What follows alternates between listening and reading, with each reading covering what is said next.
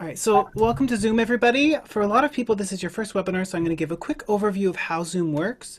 So at the bottom of your screen, you're going to see a chat button. I'm just going to type hello in the chat right now.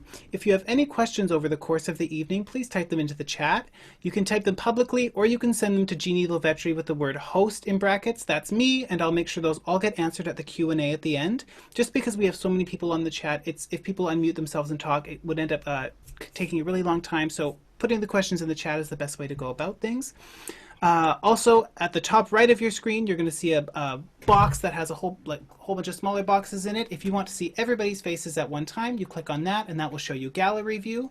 If you want to just be watching Jeannie's face, you can click on the speaker view, and when she's talking, she will be big, or when I'm talking right now, I will be big, and so on and so forth. But aside from that, I'm going to pass it off to Jeannie. Well, first of all, I'd like to thank Billy. Billy Gallner is in Vancouver. This would not happen if it wasn't for Billy. And this particular session was, we were overwhelmed with registrations at the last minute. We didn't know what to do, but in spite of all that, Billy figured it out. Jerry and Billy worked together. And if it had been up to me, this wouldn't be happening because I wouldn't know what to do with it. So I personally have to thank Billy, who is now me, Billy is Jeanette Lovetri, for his assistance as our media coordinator for Semantic Voice Work in general.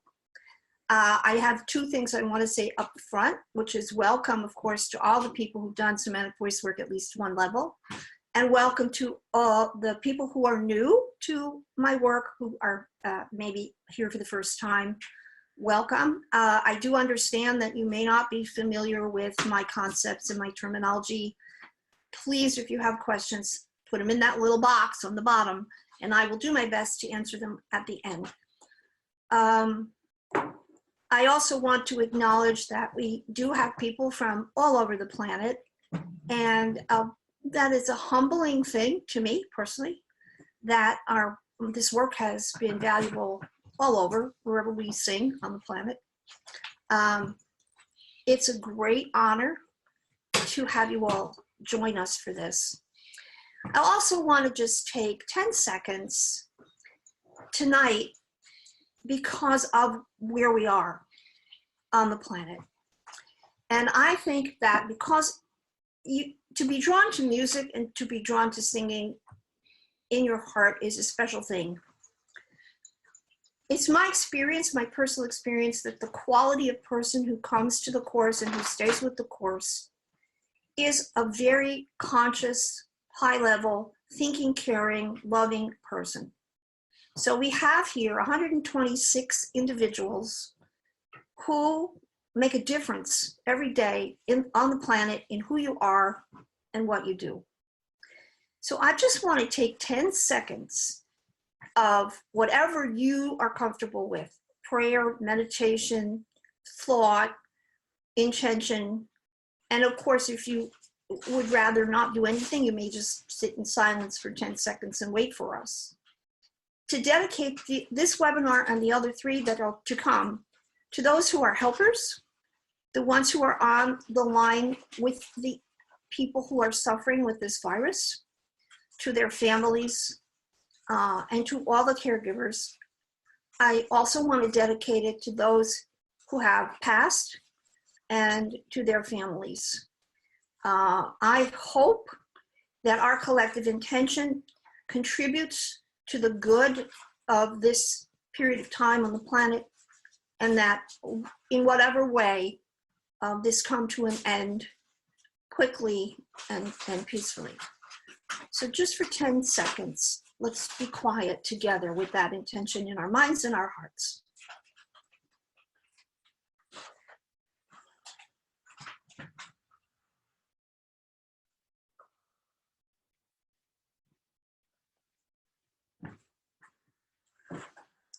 Okay, thank you so much. Now, hopefully you all got two handouts from Billy or Jerry. The first one is called Efficient Teaching, a Semantic Voice Work online course featuring the Lovetri method. And this webinar is called Sharpen Your Ears, Deepening Your Ability to Diagnose Your Students' Vocal Function in Each Lesson. And I want to go quickly through those points and hopefully get that. Working with somatic voice work, the single most valuable thing you can do when you have a person in front of you is have them sing whatever you want, up and down, back and forth, and listen to whatever you hear as vocal register balance. That means how much chest and how much head is apparent in this voice if you don't do anything, if you leave it alone. I often say to new people when they come here, okay, sing this, and I'm not going to help you. And I make the analogy, okay, this is the pool, jump in and swim as best you can, and if you don't drown, I won't rescue you. So as you go up and down, you are taking the student through not the most extreme range that you can come up with on the very first exercise, but you gradually work yourself from something comfortably lowish middle, up and then down, and then on a different exercise, up more and then down more, and then another exercise, up more and then down more. And in between, you can say, oh, that was good, or that was great, or okay, let's go on. If you feel like you want to say, oh, let's do that again, but open your mouth more, something very, very simple, throw it in there. But it's really for you to listen and then to also look. And the point is, what do you hear? Because if you can't hear registered balance, you're stuck for the rest of everything else that comes after. You got to guess. Now, most of us have had some kind of lessons with somebody. And a lot of classical training is based on finding resonance of a certain kind and using the breath in a certain way. So breath support and resonance.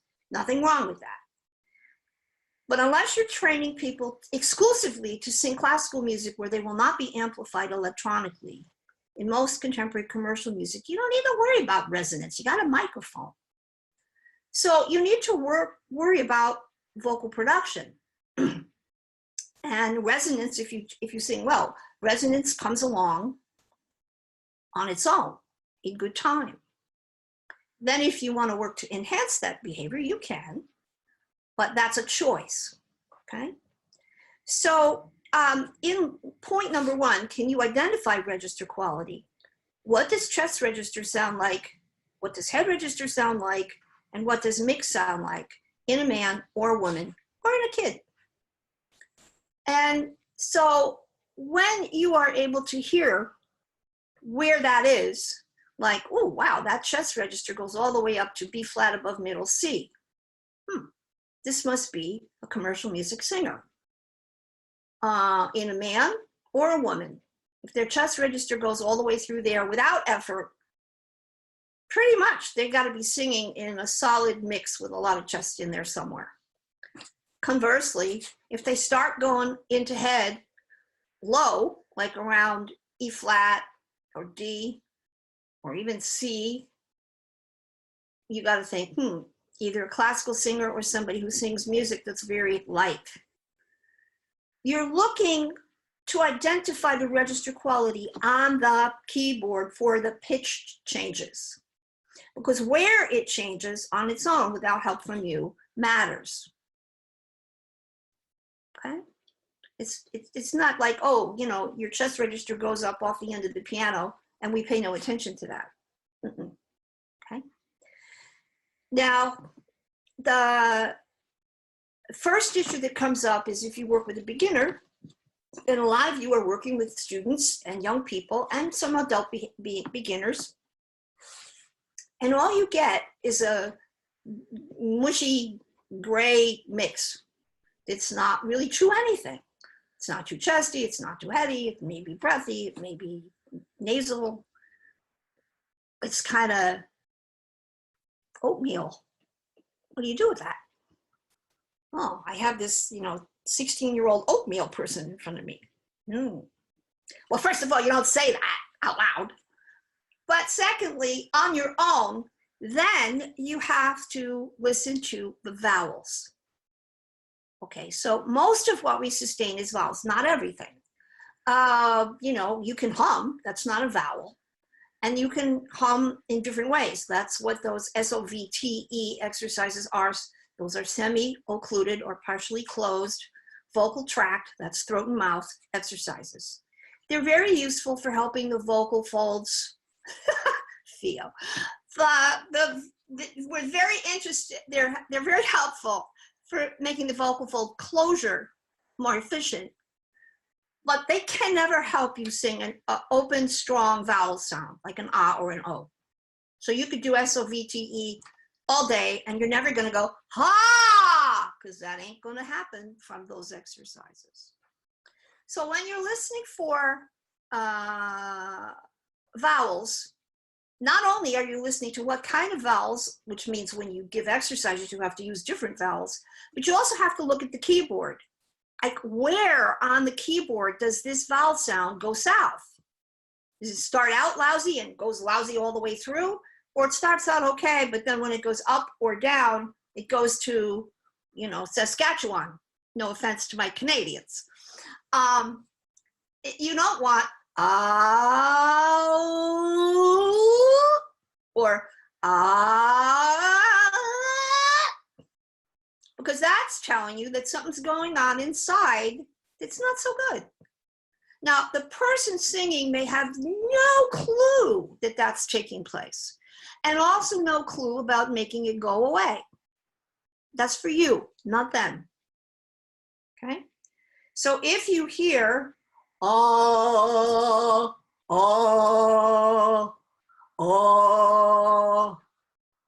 is that an ah? Not my universe. So you want to be able to say, what are these vowel sounds doing? And you can get a distortion on any vowel.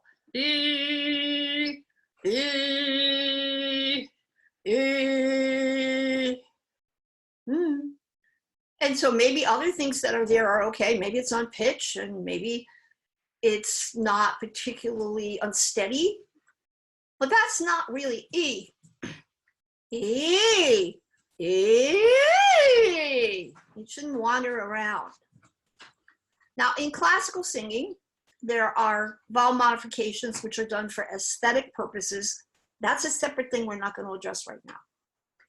Same thing in high belting. There are aesthetic ingredients involved, and you have distortion in the vowels again by choice, and you aren't looking at that right now either. We're just looking at ordinary singing, ordinary singers, and no particular stylistic considerations, just function. So, I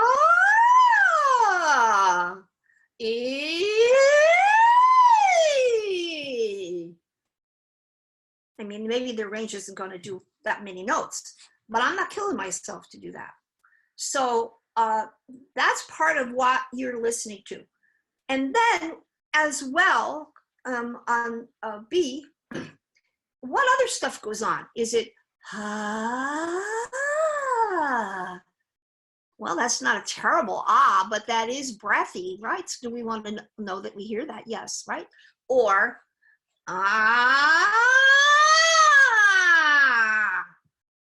well, that's an but it is pretty nasal. And of course, the noisy one, I have to say is not my specialty, but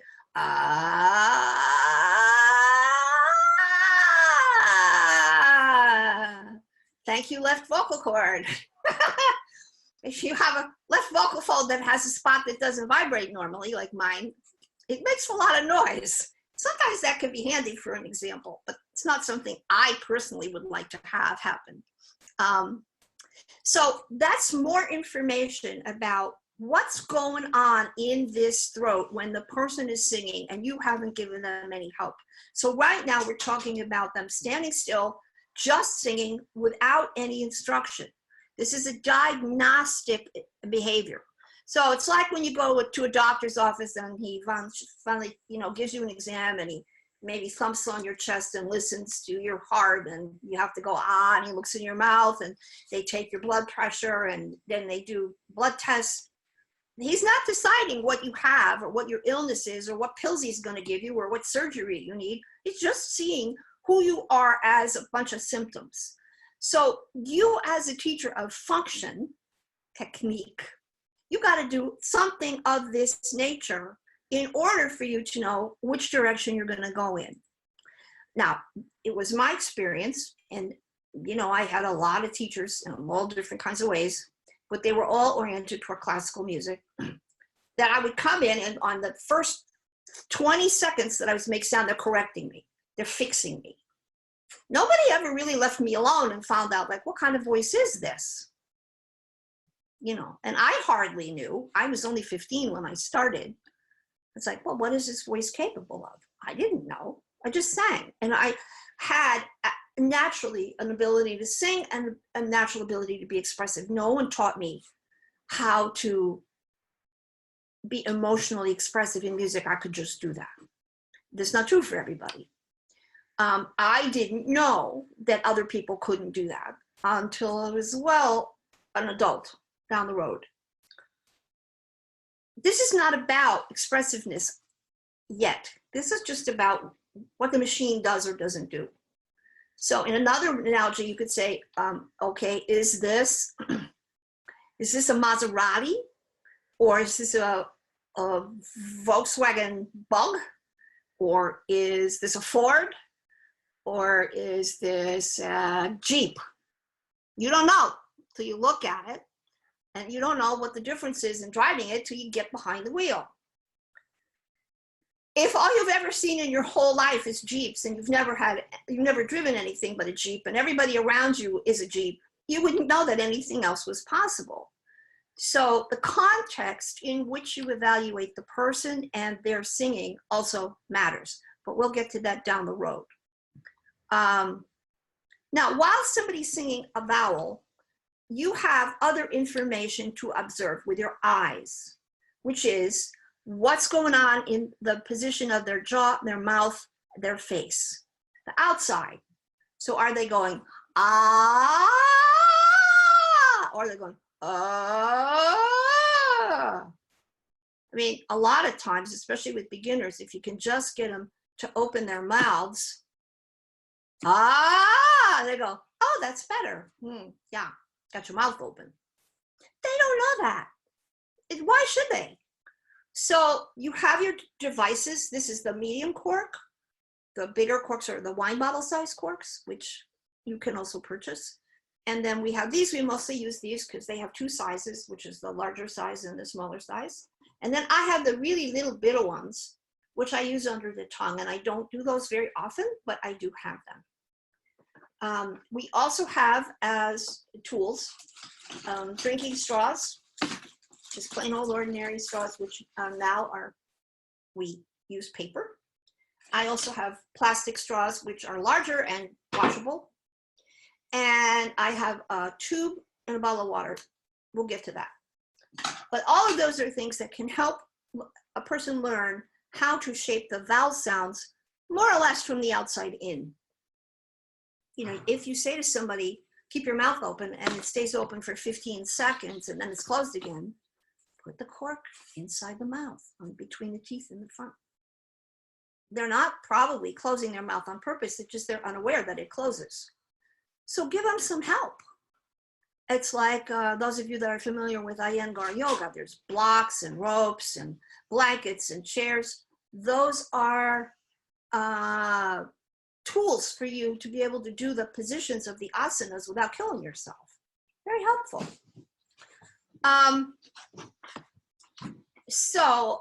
Now we got to take a look at 3. What is pitch range? Well, let's say arbitrarily, in a voice that is cultivated for its own sake. That is to say, someone is coming to you for technical, quote, or functional training, because we really should change the word technical to functional.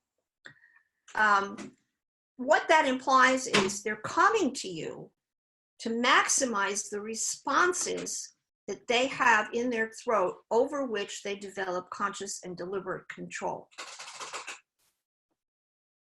Say that again. They're coming to you to maximize the responses of their throat over which they have conscious control. Now, I've never met anyone, and that includes me, who can just make any kind of sound, any kind of way by thinking of it and having it show up perfectly with no training. There might be people like that, but I've never met them, and I've been teaching 49 years. When you extend the responses of the instrument, you are going past their normal speech-driven response, which is largely unconscious. I mean, when we learn to speak, we're about 2, and we learn by imitating the people who are our caregivers. We do not understand how we make the sound, we just hear and make sound. So that's how the process is wired into the brain. You hear it, and then you imitate it. So if your parent talks like this, initially, you probably will talk like that too, because that's what you hear, or your caregiver. If it's grandma or the nanny, that's what you hear, okay? Sometimes when you do training, if you are working with somebody who's serious and stays with the process, in the process, after a while, they'll say, ooh, wow, I feel really young. I don't think I've made that sound since I was like a little kid. And basically you're saying, it's true. Because we are disturbing very old, very deep muscle patterns when we go into throat response as we develop the instrument. So it brings up feelings of being vulnerable, maybe being frightened. It's very easy to evoke those responses because they live in the throat. Okay? So when you are looking at the pitch range, you first look at what this person's pitch range is, and by that I mean what's comfortable. Not what's the loudest they can sing, or the highest that they can sing, or the lowest that they can sing, but what is within the comfortable range for this person on that lesson, that first lesson. So you go up a little, and if it starts to crack or wobble or feel tight, maybe go one more half step. Maybe you go a whole step, then you stop. Maybe you come down, you go the other way. You can explore the periphery to see, you know, maybe if you get a little louder on those last 2 high notes, maybe if you get a little more open-mouthed on those notes or the low ones, does it help? But you're not there to take this person you've never had before and see what's the most extreme thing you can do with them. Not only is that not fair, but it's frightening to people. So assess just the basic function that you have in front of you, and then notice how much pitches are you covering? How far is this range going up and down? At the same time, those of you that have done my work and have done the level 1 has now, it didn't originally, but more recent years, it has a pitch default sheet, which you need to memorize. And that tells you that in traditional vocal training, what is the normal pitch range of people in various categories that has to do with the anatomical configuration of their throats. And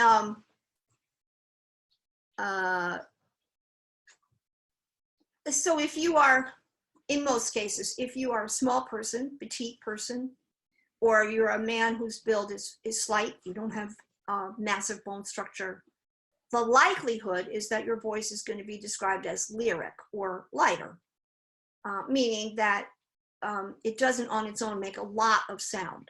It's not a big booming sound. You might have a very big frame, or you might be quite tall or have big, strong bones. You're more likely to make more sound and also to be lower.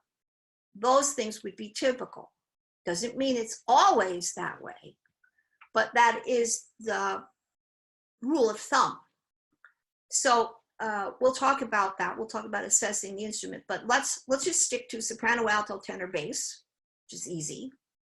And of course, the soprano is going to go the highest, up to at least a C, 2 octaves above middle C. Alto is going to go maybe to an F or G.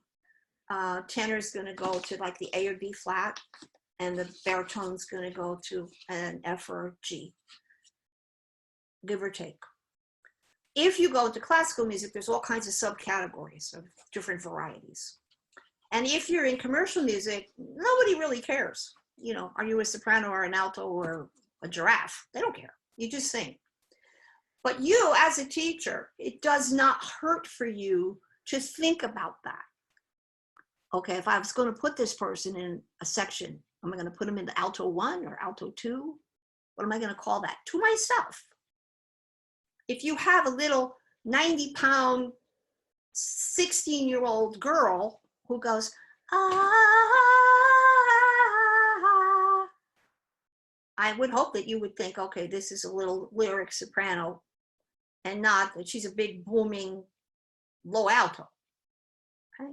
So when you're looking at the pitch range, you have to look at what the comfortable range is, maybe what's a little bit extended, and then where on that pitch range do the vowels do something you don't expect?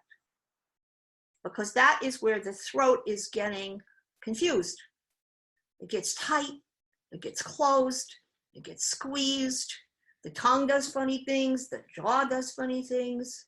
You gotta see that. And you have to see not only that it's distorted, but in what way is it distorted? Now, most people, right away, they jump to, oh, your tongue is the problem. Oh, your jaw is the problem. Oh, your breathing is the problem. And when you're first working with somebody, don't decide any of that. How do you know? Sometimes when you fix the register balance and the vowel sounds, the jaw gets relaxed, the tongue minds its business, and the posture takes care of itself. So you would waste a lot of time on a whole bunch of stuff that's a side effect. It's a symptom, not a cause. Most people who teach singing teach they teach effect as if it were cause. Resonance is an effect of vocal production. So if you're busy teaching resonance, you're teaching effects. Don't do that. Okay? And that's why when people are teaching and they don't consider the individual human being's default of behavior, and they jump in there and right away they don't get what they want, then they're going to teach you to manipulate your throat. Okay, squeeze this, push that, make your vocal cords stand on their head, put your larynx in your chin, because they don't have anything else to offer. Oh, your breathing's wrong. Use your back, use your belly button, use your toes. I'm not saying that that's always a bad thing. Down the road, it becomes a necessary thing, but not when you first start out. I mean, one of our very highly respected and highly recognized speech pathologists who has affiliation with our program over time has had a discussion with me in which he said many of the people who come to him as a speech pathologist come because their singing teachers are asking them to do things that are too hard for them to execute. And they end up pushing and squeezing to give the teacher a result that they are not capable of. Think about that. I've also met many people who said, oh, I used to love to sing, but then I took singing lessons and I don't sing anymore. That's terrible. So first, do no harm and stick to what's here on this page to be safe. The more experience you have, the more quickly you can go through this and be comfortable with it. But if you're new to teaching or you've never taught, take your time. No rush. Okay? Oh, I thought we turned off the phone. I'm going to do that. Hold on. Call from Eklund F. Call from Eklund F. Call from Eklund F.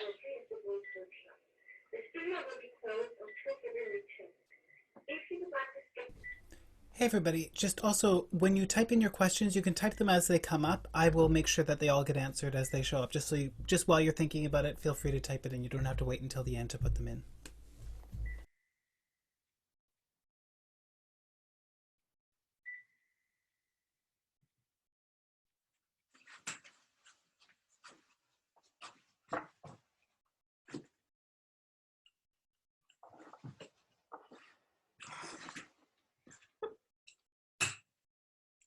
I'm sorry. I made a note to myself, don't forget to leave the phone off the hook. But these days, that's not so easy because you can't actually leave the phone off the hook. Ah! She called back, persistent. Hello? Yeah, friend.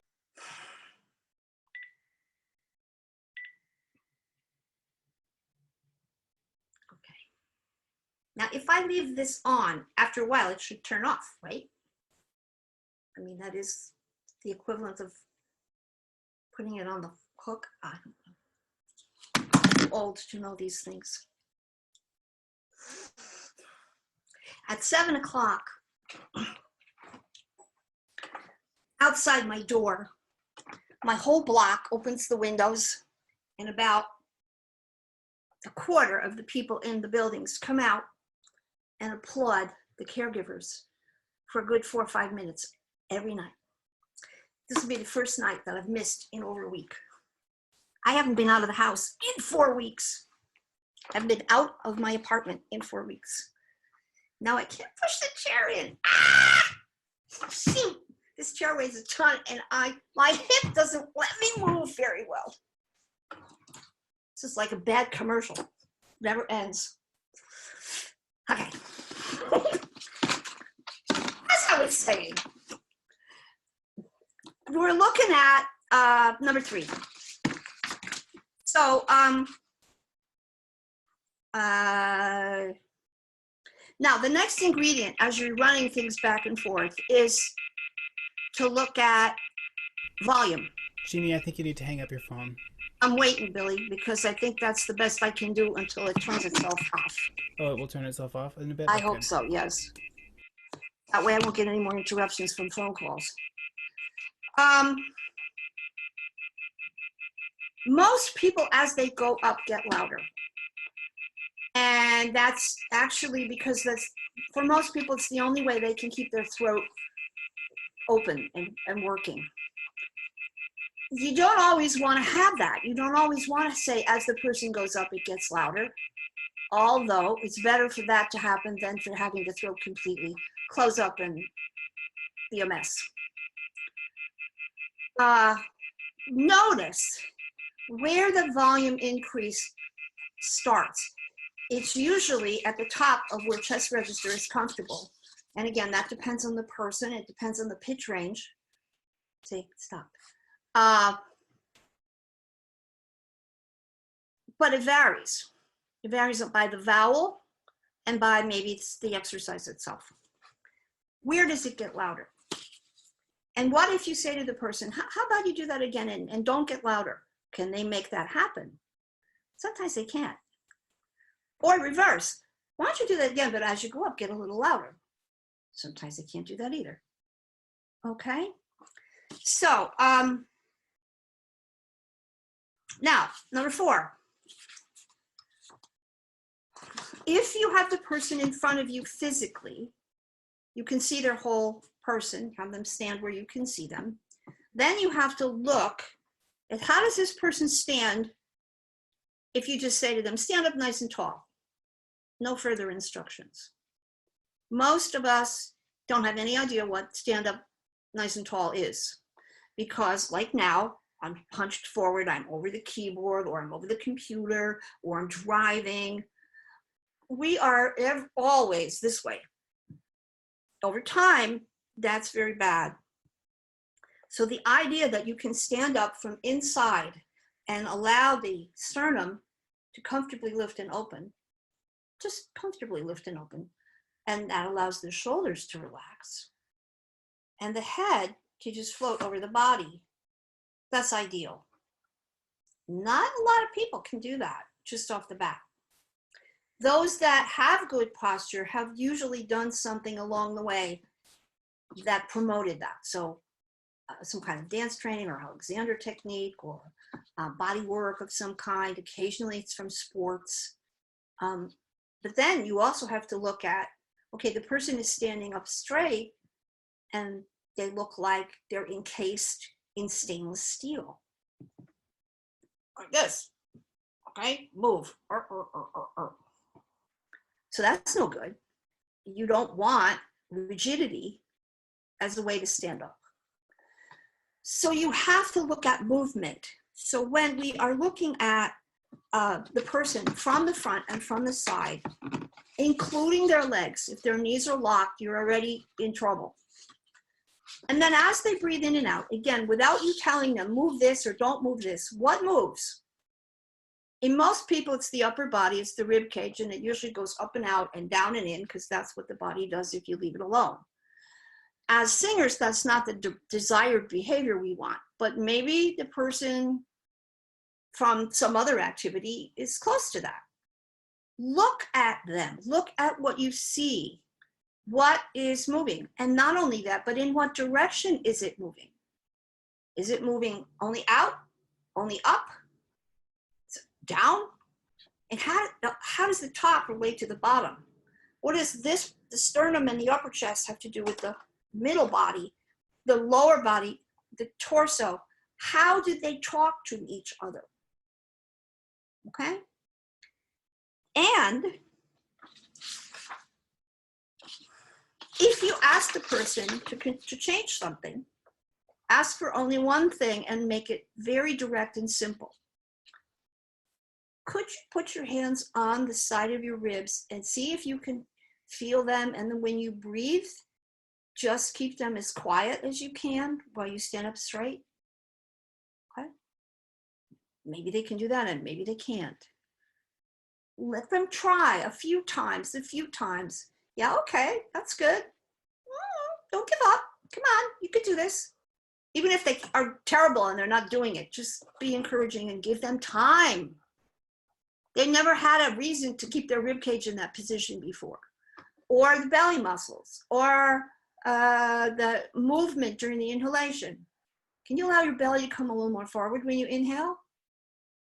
Oh, maybe. And then they don't. Okay, that didn't quite work, did it? I don't know. Okay, put your hands on your belly. Do it again. Watch that your hands are moving forward when you inhale. Doesn't happen. What do you do with that? You realize, okay, this person is not used to this movement and they're not very in touch with this part of their body. It's useful information for you. Useful. Okay, now you don't want to browbeat them into working with that right away, but you store that in the melon part up here, the watermelon inside. Now, if you ask the person, can you breathe and tell me what you feel when you breathe, what's moving? That's asking for kinesthetic feedback. And so if they give you something and say, oh, well, you know, I can't, my ribs don't seem to want to go there. That's a better answer for you to have than, I don't know what's moving.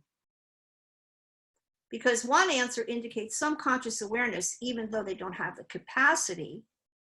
The other one means that they're still really unconscious of what's going on there. So that's a vital piece of information for you, okay? And so then we go to 5. We're looking at the inhalation pattern. Again, without you having to ask for anything as you're running those first scales. What kind of inhalation pattern have I got here? What happens when they inhale? What moves? And if you can get to a song, and maybe you can't right away, but when you do, they breathe great in the exercises, then they go to the song and they go back to, okay? Happens all the time. Like, what are you doing? Oh, I don't know. What kind of breathing is that? You're not getting any air that way. Oh. This is particularly true of those people who haven't had any kind of training, because the song is more complicated, so they default to whatever breathing they do when they're in their life. So that's where you have to intervene and teach them something specific, which we won't talk about now, but that has to happen so that a person who's singing is singing on a fully inflated lungs.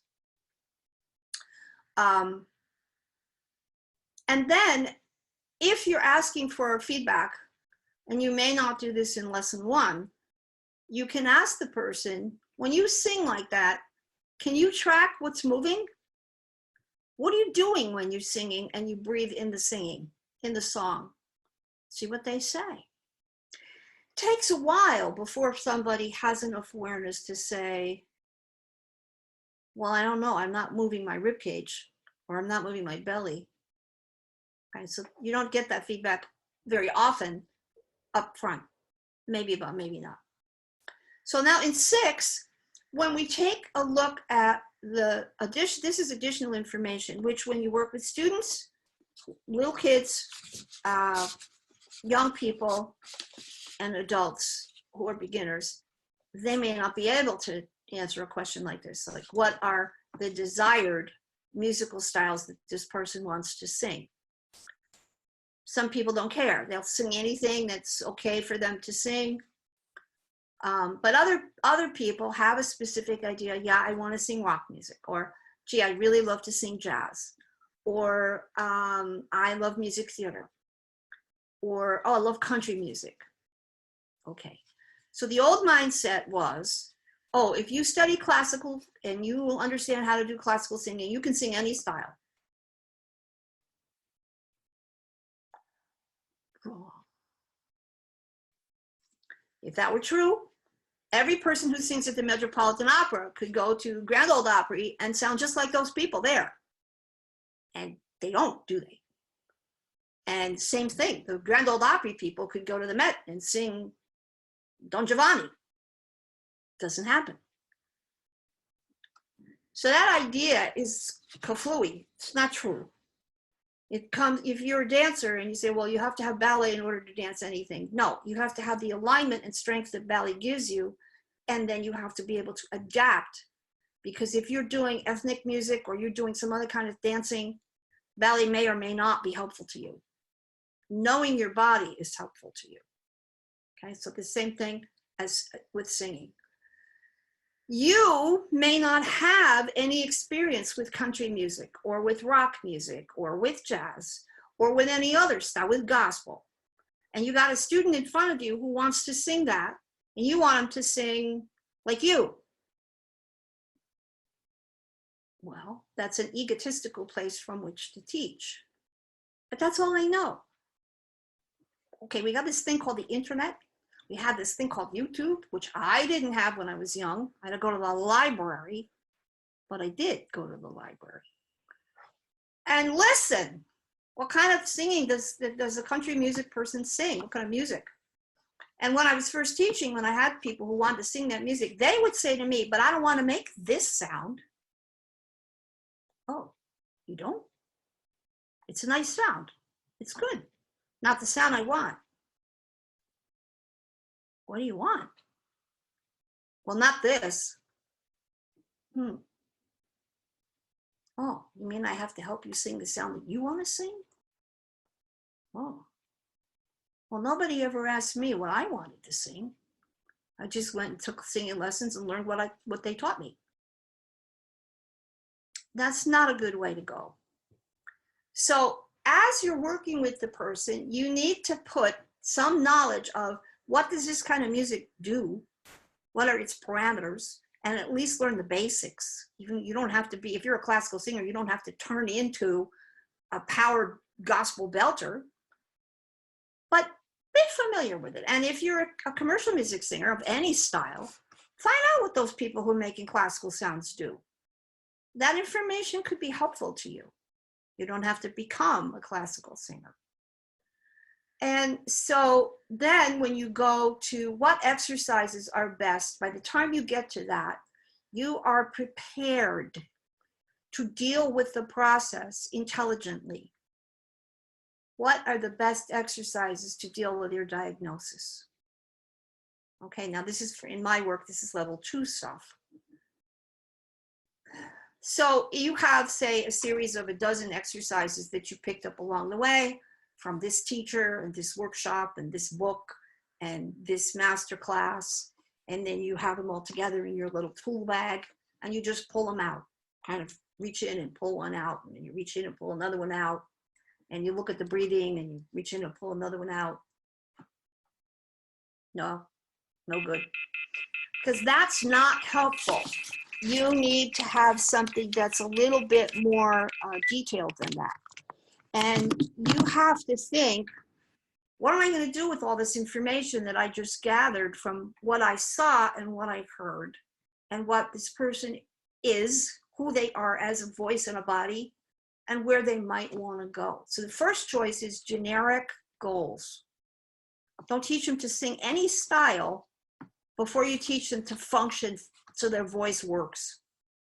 So you have 1.5 octaves to 2 octaves of range that's moderately loud, relatively undistorted, mostly clear, and connected to some kind of deliberate use of the inhalation and exhalation while they sing. Just that. You know what? That'll take you a long way to developing a good singing. Some people that could go quickly, other people could take a long time. So if you're in a school program where they have to sing material right away, you're up against a rock and a hard place. That's really not fair, because that would be the equivalent of you take a little kid and that kid can barely throw a ball and catch a ball, you know, in the mid. You know how many hours it takes when you're a kid that your dad is throwing you the ball and you catch it and you don't catch it, or you run, or you swing the bat and you miss, or you swing anything. You don't just get up and play right away like an experienced professional. So with singing, if we just allowed the first 2 years of training to be technical and then auditory, like lots and lots of listening, lots and lots of analysis of what you hear, and then you learn repertoire and try to apply what you've developed into repertoire, will be a lot fairer to the student. But we're not there. So you have to know that you're teaching to a compromise, and the student doesn't have that much ability. So then you pick the hardest piece on earth for the student to learn because you think that that's going to make them grow. No. Choose something easy that the student can do well and feel satisfied, like, oh, that was pretty good. I could do that. Okay? And yeah, you might have an exceptional student who can really sing, and then with that student, yeah, you can challenge them to be doing something a little more difficult. And if you're in a department, talk to the other people in the department about changing the criteria so that the students are more important than the ego of the department chair. I know, uphill battle. Now, the question I get is, how do you know what to choose? Well, what musical pattern, what vowel sound, what volume level, and what pitch range do I choose if I want this exercise to do something specific? So how do you know? Okay. So in level 2, if you've done my level 2, I have a grid and you have to memorize the grid. Oh no, yeah, I gave it to you. So it's like you went to cooking school and I took you in the kitchen. I showed you that there were knives and rolling pins and cutting boards and baking pans and spatulas. And then I gave you a recipe and said, here's flour and here's sugar and blah, blah, blah. Make me a chocolate cake. Oh, but how do I do that? I don't know. Make one. So you choose what you think works based on common sense, and you do it moderately with the student so that the student doesn't hurt themselves, and you see how it goes. So if you decide, well, let me see if I can help this person develop their head register, or if it's a man, maybe calling it falsetto.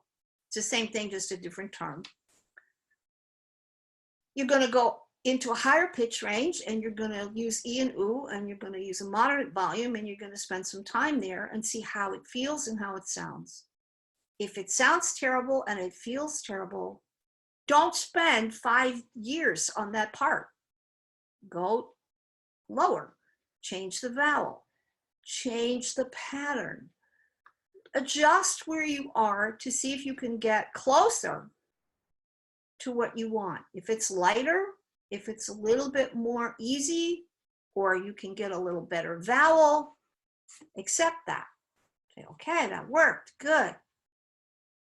Then you go to the next thing and the next thing.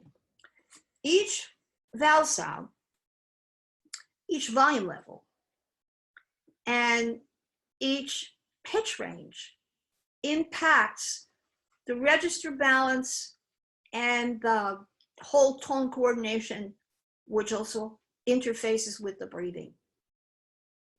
So it's like everything affects everything. The cheap, easy way is pick one thing and drill it into the person until they can do that. Then you can feel good. Oh, I taught him to sing.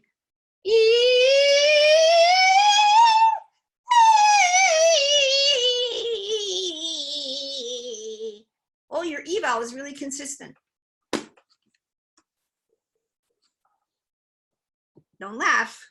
I had students who've come to me and like, oh, I have no breaks. And then when they sing, I think, oh, well, you don't have any breaks, that's for sure. Okay, so you cannot ever lose track of the whole picture. What does it mean to sing? Right? Do we just, as human beings, do we just do one thing all the time? No. So you always have to measure what you're doing against what you want to get to do and what you hope to do and what this person can do. That's the hardest part about being a teacher of singing when you're not working with somebody who happens to be a clone of you. And you will encounter that sometimes as well, but you cannot teach ethically from just that place. And then the other question is, well, how do you know when you've done the exercise for long enough? It's a little birdie that sits on my shoulder and says, you can stop now, Jeannie. Oh, thank you, birdie. If you're paying attention to the other stuff we talked about, where are you on the pitch, in the pitch range? Where are you? What do you see? What do you hear? If you pay attention, when you hear a change, you can go one or two more notes and then stop. Now, some of the changes are very small, so if you're not really used to listening this way, you'll miss them. You'll just miss them. In which case, you might as well stop because you're going to stop. You know, you do them for however long you do them, and then you'd stop and do something else. Again, as long as you're not hurting anybody, that's okay. But you want to listen to where the changes happen in terms of pitch range. Oh, I see. The cursor's moving. Billy, are you moving the cursor? Yeah, I've gotten like 6 emails from people who can't get in, so apologies. That was just me responding to emails. Okay. All right. So we'll ignore that. Oh, jumpy cursor. So, if your person is singing and they're doing oh, what happened? You went to head register in the middle of that. I did? Yeah. Did you hear that? No. Do it again. See, you went ahead. Look at where was that? I don't know. Helps if you turn the piano on, right?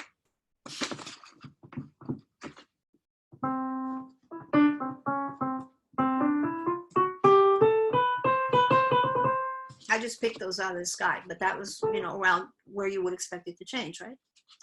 Or if you get oh,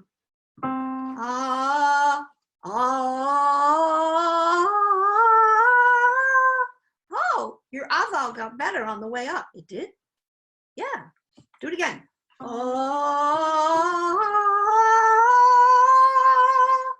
Yeah, your vowel got better. The exercise was then successful. So you can either do a couple more, or you can stop. Or you can say, hey, let's just work in the place where the vowel got better.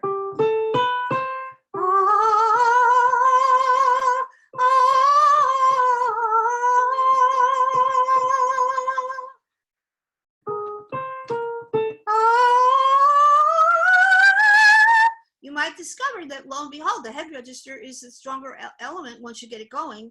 You can use that.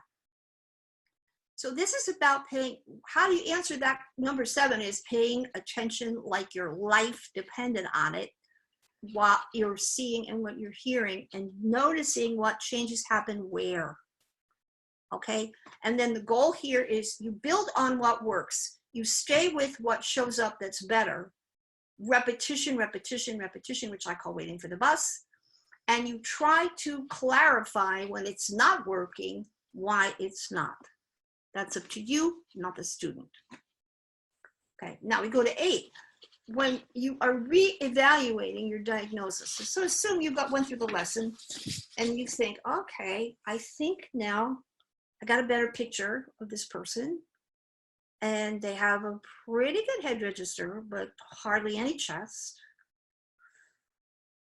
Their breathing is kind of shallow, not too coordinated, and the throat closes a little bit on the way up.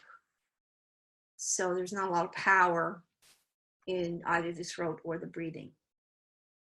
Okay. So that was your evaluation based on what you just did. So you go back and you do some more in that same pocket to see. Sometimes when you go back the second time, it's better because you're a genius. Or maybe it's because it's the second time. I mean, I think you're all geniuses in your own way, but maybe here in this, it's because you're doing it twice. Sometimes the second time around is, love is better the second time around. So you can't necessarily congratulate yourself yet. But if the person does get better the second time, then you can conclude, well, okay, so my evaluation was pretty good because whatever we did before has helped make this particular round better. And it's up to you to say to the student, very nice. This is better than when we did it a half an hour ago. Oh, okay. Do they know that? Probably not. So you tell them. You say, that's better. Oh, I don't know. You probably can't hear it, but they're yelling outside now. It's very faint because all the windows are closed, but they're out there beating on pots and pans and applauding because it's 7 o'clock. Thanking everybody. It's nice. Okay, so then you go to 9, an explanation of what was observed and worked on, and that's where you say to the student, well, the good news is you've got some really nice head register going, and your ability to keep your vowel sounds was very nice. And so we need to work a little bit on the coordination of your breathing and to see if we can get a little bit more energy into your lower register. So those are all things that we're going to continue to work on. But you taped this session, so you can go ahead and sing along with the exercises I did. And I want you to try to keep track of what you feel and what you hear. Okay? And then you send them out the door and you pat yourself on the head. Good me. That is 99% of what you need in order to be a good teacher of singing from the functional standpoint, not talking about interpretation and style and music. That's a whole other machinery. Now, separately from this, I also gave you a second handout, which is the general points to remember. So,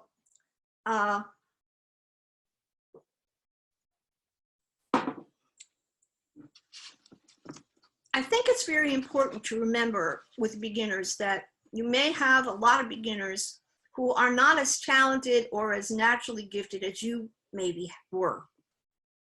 A lot of us who could kind of sing in the first place end up becoming professional singers or go towards singing as a profession. But you might have somebody who's a lawyer who wants to sing for fun, or you might have somebody who wants to sing in church, but they're only going to sing in church, who are not necessarily ever going to be in the professional realm. That doesn't mean you teach them in a lesser way. Again, if you go to the medical profession, they don't say, well, this person is, going to do something physical, so they need to have more medical care from me than this person who's a librarian and doesn't do physical exercise. That would be unethical. So we don't teach people differently because of where they're going to sing or what they're going to do with their singing. I work with some of you who are my high-level professionals in the same way that I would work with the beginner, because they deserve the same amount of integrity and care as you do. So with beginners, I've given you some points to remember. They don't have much control over the process of making a voice sound on purpose. They don't usually know, or usually they can't identify what they hear or what they're doing. The most direct thing you can get them to pay attention to is speech, but even with speech, they sometimes have no clue. And people who sing, who have control over singing, frequently have no control over speaking, because it's two different parts of the brain. So you work with a professional singer and you ask them to change their speaking voice, and they can't. Now, why would that be? It's the same mechanism, but it happens. You can ask for simple things. That's the best thing to do. Simple stuff, one thing at a time, and constantly think, register, register, register, register, register. Now, just a register is a group of tones that have the same texture or quality, separate from another group of tones that has a different texture or quality. Okay, that's an accepted definition. It's a vocal fold response in the larynx, but you don't have to know what your vocal folds are doing, and you don't have to feel your larynx in order to use register work, because it's primarily auditory, at least at first, and then later it becomes kinesthetic. If you can locate both registers and you just spend time in them, they'll get better.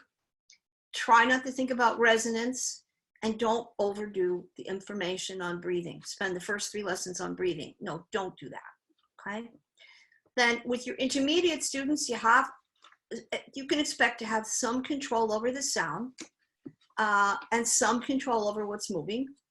You should assign repertoire that's easier to execute than the vocal exercise. So if they can say, if they can sing a nice open head register sound on this E flat at the top of the treble staff, don't give them a song that goes to G. Guess what? It's gonna stink.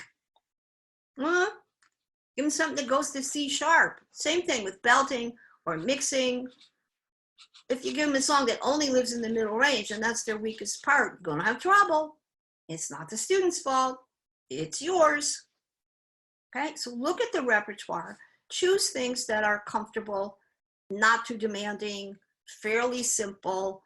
And even if you have somebody who is a terrific musician but is not necessarily vocally skilled, don't let them hide behind their ability to go doodly-doo, bop-beep-bo. I mean, that's great, but does that help them figure out what's going on in the sound? Not always, okay? So you gotta be careful about that. And then with intermediate students, you should have some control over both the sound and the movement. Now, this is people who've been at the process for a year, year and a half, 2 years.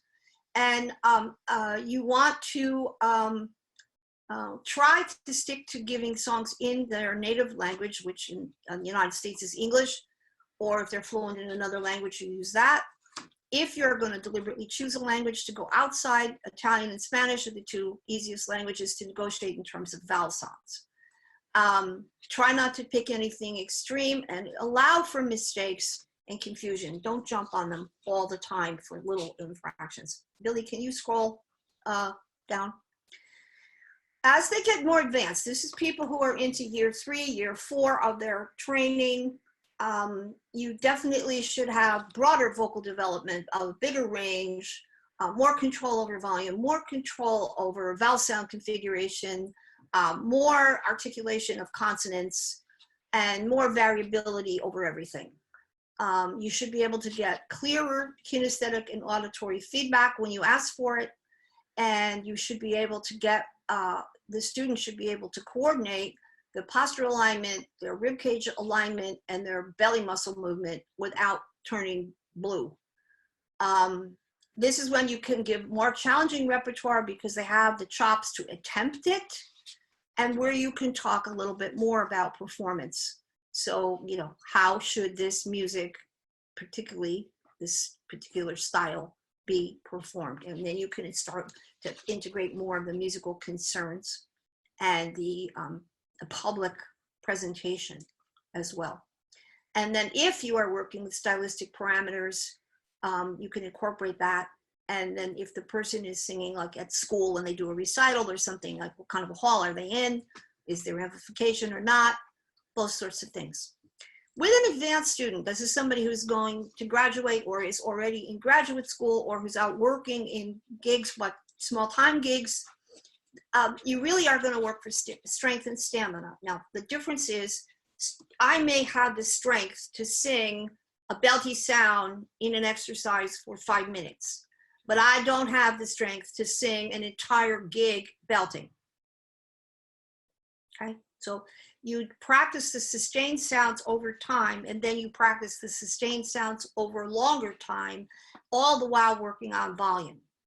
Okay, it can take quite a while for the stamina to come to be strong enough to last for a whole performance. So like if you're doing a whole opera, you're going to do a whole role, the stamina to do a role where you sing and sing and sing and sing, you don't just do that. You have to work on sustaining the sound.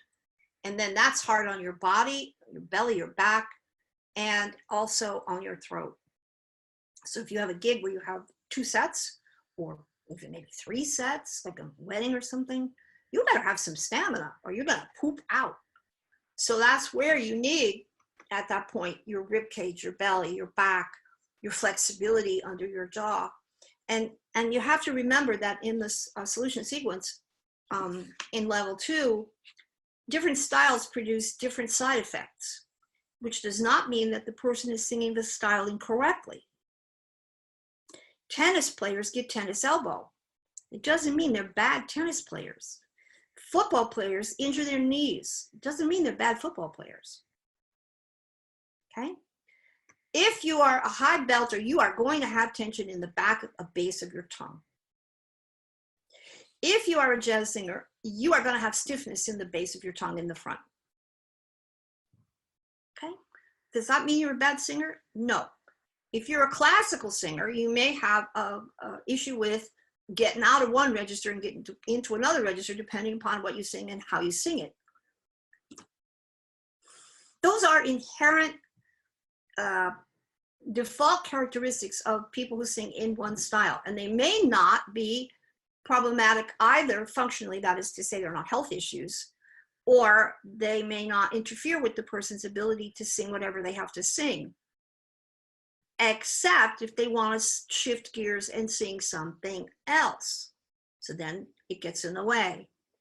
So with an advanced person, if they're going to move around and sing different things, and a lot of you do that, you can't have the pattern of what you sing most often be the only pattern you use. So you've got to vocalize one way and sing another way. And that happens. You know, if you're in a Broadway show and you're doing a lot of chest mix, you better go home and practice your head mix, just for maintenance. Okay, because that keeps the middle balanced. And then you should be able to get clear feedback from the person about what is happening. Often with the professional singers who come in, they tell me what their diagnosis is. Oh, I'm having trouble with this. I don't know why I'm having trouble with that, but I am. Blah, blah, blah. They know. They can tell me what's going on. And they tell me why they come to see me. Because that was part of what they learned in order to own their own instrument. They also know how to make the adjustments in case they don't feel so good. What can they do that can compensate? That's part of what you want them to know. So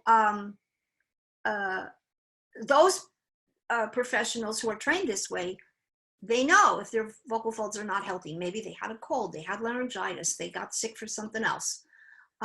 Maybe they're just energetically depleted because they just moved, or they broke up in their relationship, or something else is going on, and they got a big gig or they got a recording. Usually they know, okay, for this gig, I'm going to do this and not that. But in certain circumstances, like with music theater, they may not have too much leeway, in which case I have had students where I say, you go to the sound guy tonight and you tell him you're going to not have much volume, so he needs to turn you up. And they do that. It matters. So you have a way as a professional to compensate. And then with those people, when they're here, when they check in just to see how, you know, well, I'm in town, I need a lesson, I run the exercise to challenge the coordination of their pitch range, their intensity or volume, how their speed is, how quickly can they get through things accurately, how much flexibility, how smooth, how comfortable.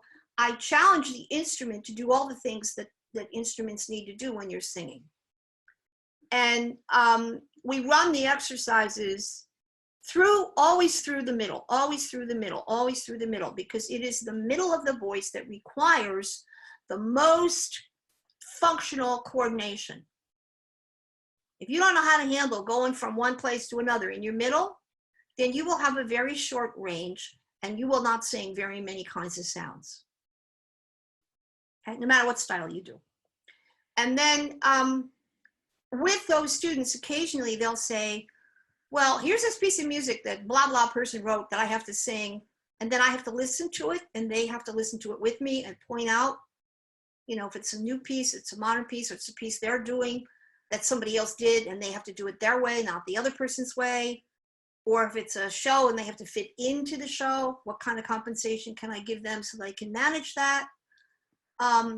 It's very different. Now scroll down, Billy, there's one, the professional category. There's one more. If you work with somebody who's a professional, and some of you do, you have to ask them what they need. They're the people who decide, not you. They tell you what they need. And then you configure the exercises to assist and support their goals. And you help them know what their own strengths are, what their own weaknesses are, and what they can do to make adjustments that are authentic and real adjustments for that person. So if you're lucky, when you get finished with that, the person that you have been working with sounds like themselves. It's crucial.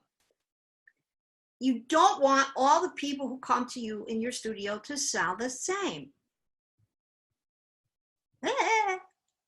So part of the problem with the school system, where you graduate with a 4-year degree as an undergrad, and everybody that comes out of the program sounds the same, and a lot of that happens with some of the jazz programs.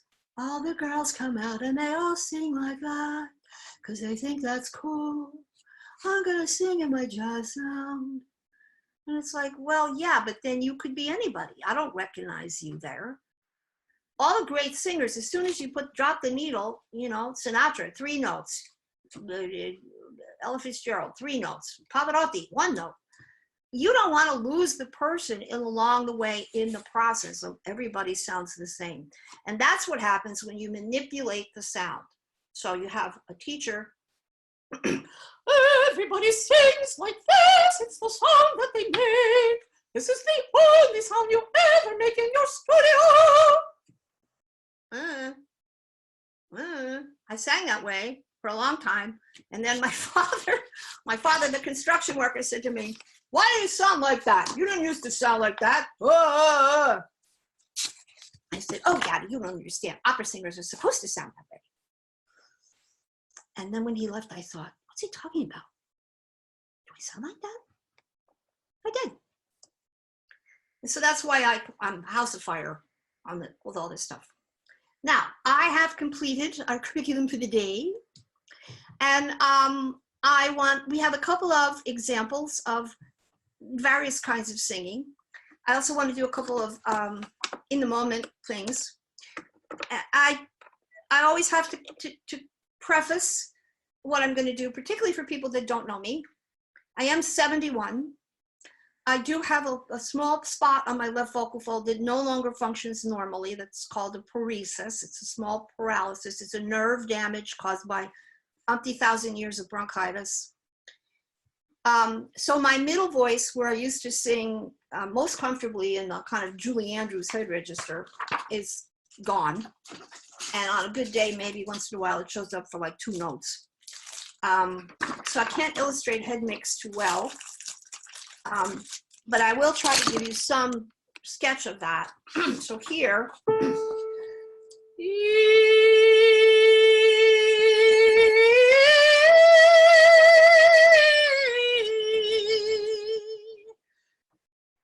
I would like to be able to go, the hills are alive. Well, that was wasn't too bad. The hills are alive with the sound of music. That's as close as I can come. But that's head mix, right? And so if I'm here,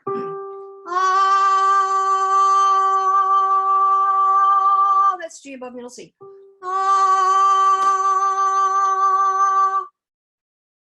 Is that head register? Is that head register?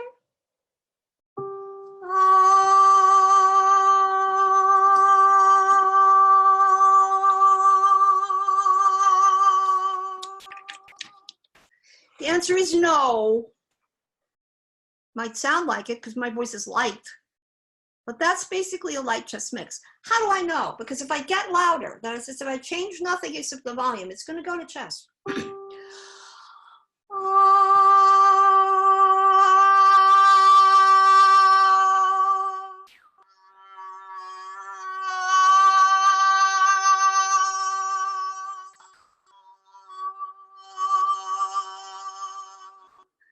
That lovely noise, that lovely little fry noise, that's my left vocal fold saying hi.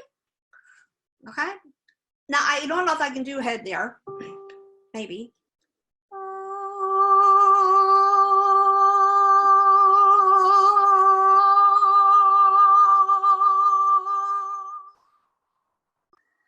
Now that's as loud as I can go these days, but that's head.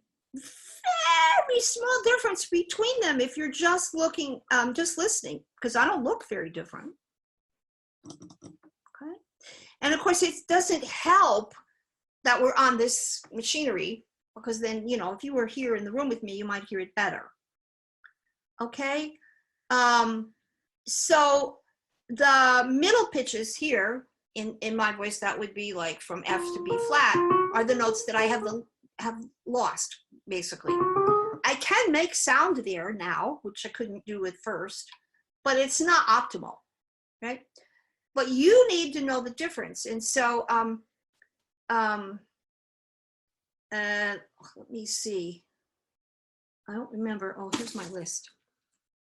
Leishan, are you around here? I can't see you. Are you here, Leishan? I don't know if she's on. She might be listening later. No? Okay, who else have I got?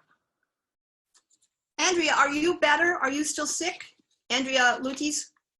I'm better-ish. Okay. Can give it a go. Yeah, sing something like soprano-y head mix around on an A or a B flat or something like that. Ah, Okay, and now sing something chestier on A. ah. Okay, you better be able to hear that difference. That is a register change. Okay, now the vowel sound shifts a little because the registration makes the formants move, but she's not trying to sing a different vowel. Can you do it again, please? Do the head one first. And now chest. Oliver, does that answer your question? Oliver, Oliver, where are you? Oliver Henderson? Yes, okay, there you go. Now let's see. Billy, are you warmed up? Barely. Do you think you could sing something like heady and then something chesty in this sort of a middle pitch range? I don't care where. I can go like, oh, oh. That's chest. Okay. Take your chest register volume down a little bit. Oh, oh. Again, same thing. That was great. Oh, oh. Yeah. Keep your volume as close to each other as you can. Okay. Do it again. Oh, oh. That was perfect. Do that exactly again. Oh, oh. Okay. So there you can't use the volume. Usually chest is louder, but he's keeping the volume in chest down. And yet there is a quality change in the tone. Now, if you're not used to listening this way, this could all be like blah, blah to you. And you would say, what the heck is she talking about? I don't know what she means. It's okay. Just for the people who can be seen, and I'm looking at like 20 something faces here. When you first encountered this way of thinking, how many of you were completely lost and couldn't hear? So just raise your hand. Okay. So for those of you that are new, if you couldn't hear any of this and you were lost, don't feel bad. Your colleagues are telling you that's where they come from. Now, how many of you that just raised your hands are still that same one lost? See, none of you. So it's a question of teaching your brain to listen this way. And the smaller the difference is, the harder it is to hear them, but also the more that matters.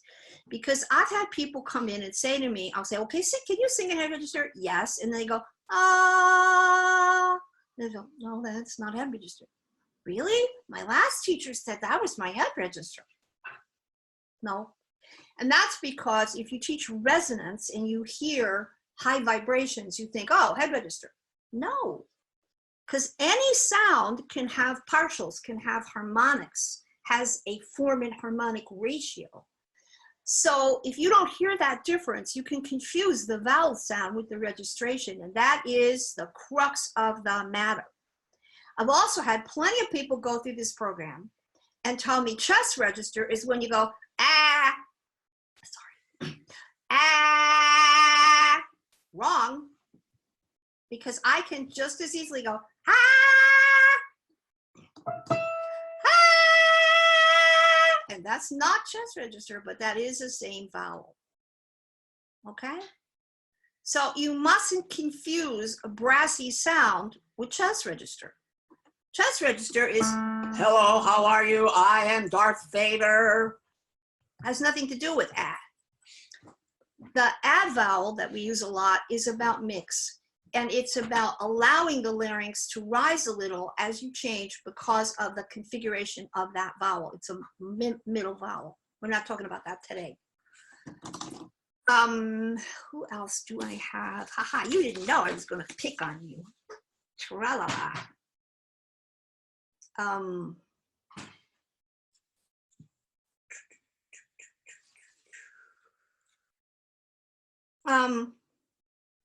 Melissa, are you still with us? Melissa Yep. Forbes? Yep, I'm here. Can you give me a nice light chest mix someplace in your middle voice? Ah, Okay, now do something heady.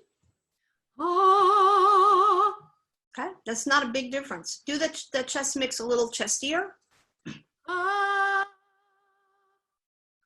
Oh, ah. okay.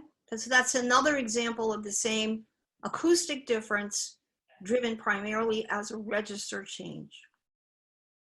Okay, now, Billy, I've noticed that we have questions. So let's go ahead and start with some of those questions. Oh, by the way, thank you people for being examples. I appreciate that.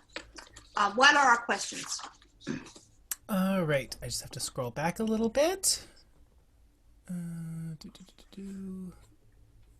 So the first question was about if you could get male and female singers to sing in head mix and chest mix with on like a line of music with words, so that we could hear the difference.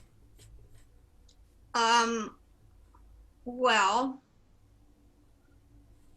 I think I'm going to just leave it that we did the vowel sounds, and we'll save that for like either the next one or if I have time at the end. We'll see. Okay. Could Jeannie give some generic examples of generic types of vowel distortion that she's describing? I think I did that.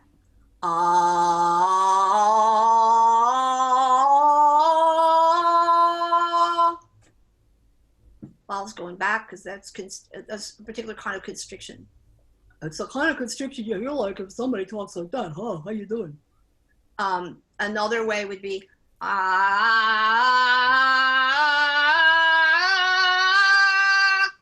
that's a different kind of constriction. You can hear that the vowel sound turns into There's a gajillion ways for, especially the ah vowel, to go south. So if I'm doing e,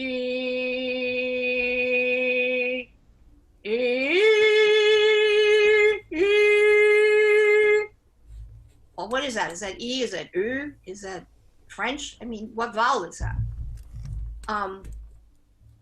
The distortions are when this vowel sound no longer sounds like itself. Not counting the high stuff because then things move on purpose up there, but just in the middle range. So, e, ah, oh, that's a distortion. That's not an ah anymore. If I'm singing in a foreign language and I need to make that sound on purpose in a song, that's a choice. But if that's the only kind of vowel I can make, then it's not a choice. I'm stuck. Okay? What else? Great, the next question. I have an 11-year-old female student. Her range is G below middle C to A flat 2 octaves above middle C. Her chest voice is getting stronger with lessons, but her mixy range is still very breathy. Once she gets to C above middle C and up, this clears up right away. Beautiful soprano voice. She likes Billie Eilish, but she's also singing Joey in Newsies whenever we go back to rehearsals. I made the mistake of hoping semi-occluded vocal tract exercises would help. What might I do? Nya nya nya nya nya nya nya. Nya nya nya nya nya nya nya. Nyo nyo nyo nyo nyo nyo nyo. Glockada glockada glockada glockada glockada glockada. Coming right out of speech. Okay? And the speech has to be gla, not gla. Okay? Glad, not glad. Okay? So the reason you're working on chest register is so that the tone is clear. Glockada, glockada, glockada, glockada, glockada, glockada, glockada, glockada, glockada, glockada. I can make that quiet, right? Glockada, glockada, glockada, glockada, glockada, glockada, glockada, glockada. Now, I'm not suggesting that she can just right at this moment do that, but you need to work through the middle. And if she's going to sing Newsies, you got to take that speaky quality up as far as it'll go. And working on head is great, especially if she has a nice head register.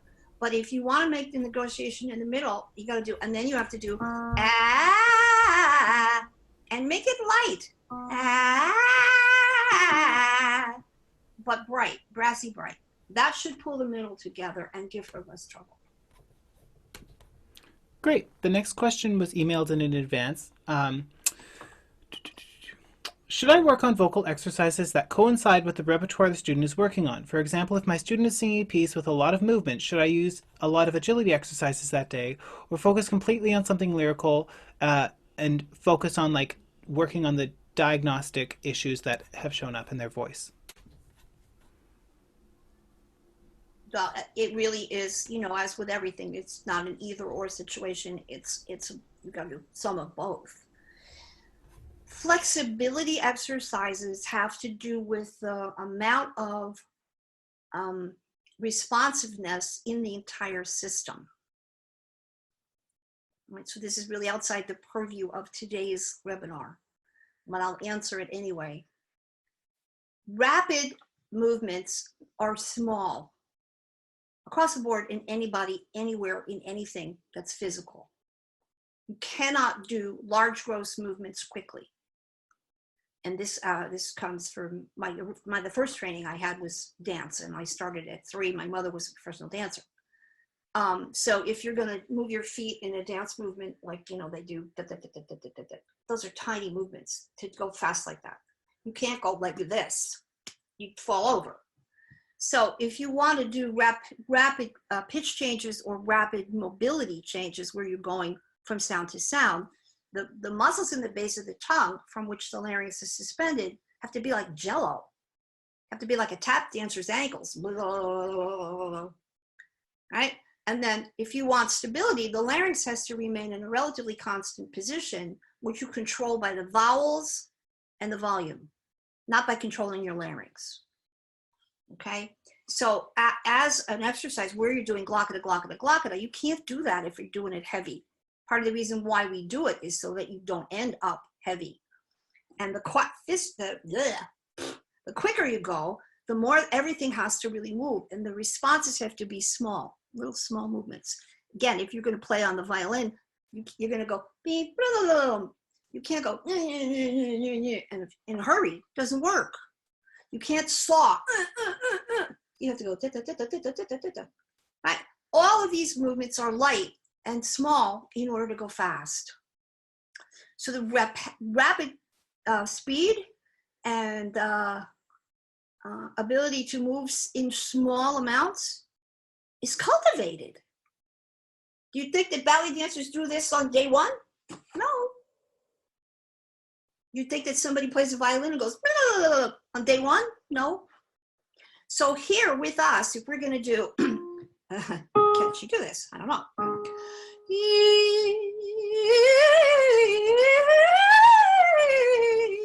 Well, it's not great, but that's as fast as I can do at this moment.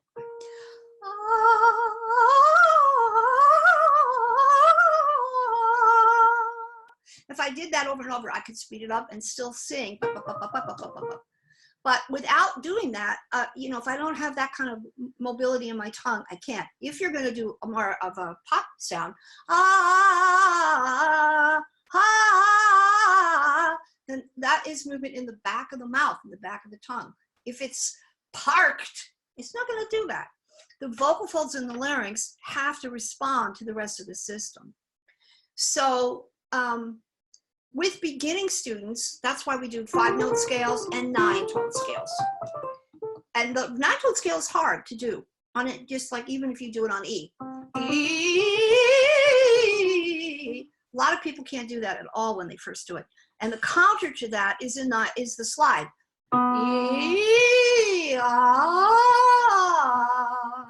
Some people can't slide. I mean, they can't. So that's a coordination issue with the muscles in the throat and the responses. You have to work on both. And usually a moderate volume for both of those is good, right? But that's where the speed and the tempo comes. And which is a sidebar here. I want to remind you, don't do anything that's really, really fast or really, really slow unless you're working on something specific that requires that.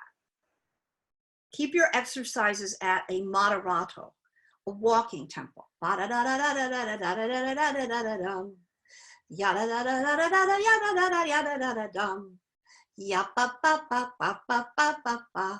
as soon as you do the intonation accuracy goes out the window because that's hard. Same thing with if you're going to do much more difficult. If you're going to do da da da da, much more difficult than if you go think that the body, if it's walking on the beach and you're feeling good, that's the tempo to stick to until and unless you have virtuoso requirements. Okay, what else, Billy?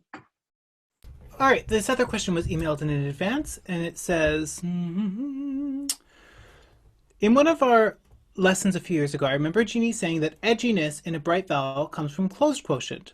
But I know that we use those bright, edgy sounds to facilitate head voice sometimes, and that seems a little counterintuitive to me. My question is, do bright vowels or dullness impact a vocal fold behavior or registers in general? Yes. Yes, and yes. Okay, now this is very complicated to explain. And again, people who are new to this in terms of somatic voice work, if you're new to this, or if you're not yet teaching or you're new to teaching, this might be like gibberish to you. That's okay. We know from voice science that the vocal folds close and vibrate at a specific pitch rate so that we hear a note.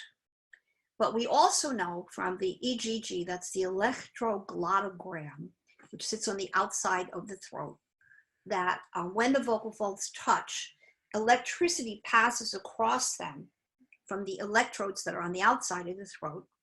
And in those microseconds, when the electricity passes across, they can measure the milliseconds by which the vocal folds are in contact with each other instead of separate while you are breathing.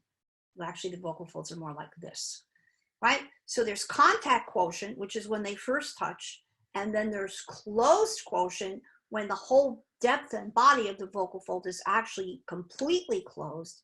And that microsecond, the air doesn't go anywhere. And then it opens again and air starts to move. And finally, at the end of that cycle, when they're completely apart, the air goes out. So they can measure the amount of time that the vocal folds are closed and then how long it is when they open. So the chestiness factor tends to be long closed quotient and short open quotient. So that would be close, close, close, close, close, close, open, close, close, close, close, close, close, open, close, close, close, close, close, close, open. And we're talking about milliseconds here. And the head register sound tends to be the other way around. Open, open, open, open, open, open, close, open, open, open, open, open, open, close, open, open, open, open, open, open, close. And that's a long open quotient. And then when Dr. Sundberg measured me on mix, my vocal folds did half and half. Close, open, close, open, close, open. Now, there are people who say that there's no distinction in the larynx, but you can go back and look at the research that Dr. Sundberg published in 1988, and it's right there in the paper. It is a vocal fold response in people who don't only sing classical music, okay? Not just a resonance thing. So the amount of time the vocal folds are closed in any vibratory cycle tends to give the sound a little more edge or brilliance. And in head register, which tends to leak air, and in which the subglottic pressure, that's the pressure underneath the vocal folds in the lungs when you start, is the lowest, you need the least amount of air to sing, you need to sometimes get a better closure in head register because the vocal folds on their own, they don't want to do that. So that's where you have things like squealo and you have the SOVTE exercises, and those are good for the closure. But then when you go to an open vowel, the differential in the pressure between the breath pressure in the mouth and the breath pressure in the throat is significant. And that's why the A vowel can be a lot harder than E or humming. To equalize the breath pressure, equalize the subglottic pressure flowing over the vocal folds, a transglottal airflow, you have to equalize the vowel sounds, which is where A comes in because it's between E and A. Okay. Now understand that the system that human beings have to make sound is so complicated that 3 years ago when I was at the conference that Brian Gill arranged at NYU, all the great scientists that we have, all of them were at that conference. So it was Dr. Sundberg, Dr. Turnstrom, Dr. Svesh, Dr. Rothenberger,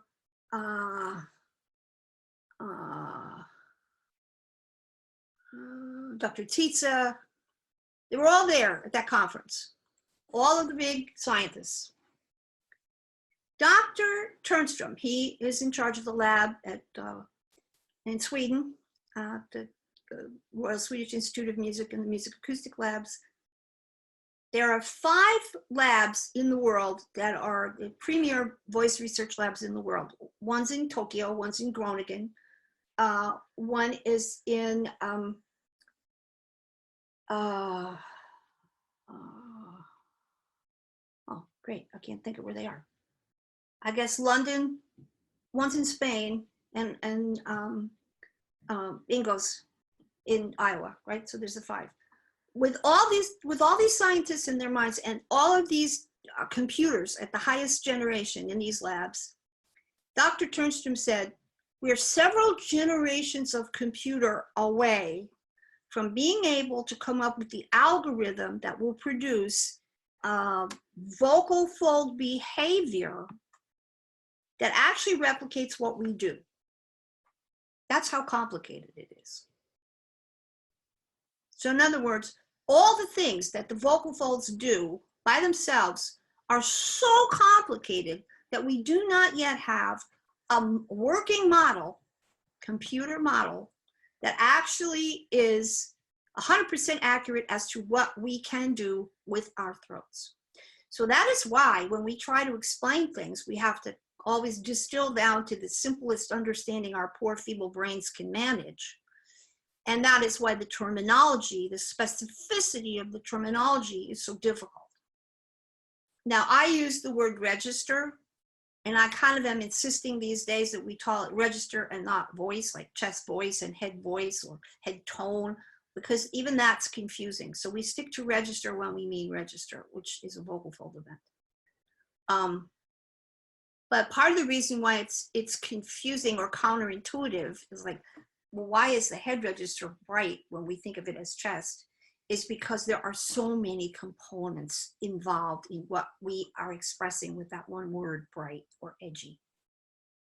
Okay, so that's the best I can do in terms of making it understandable.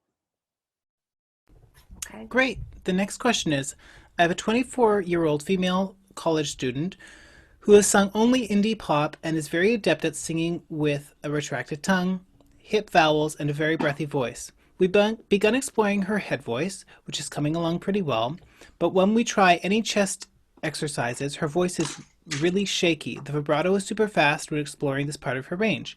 I've never heard this before in chest. I can tell she is very uncomfortable because it is unsteady and very different for her.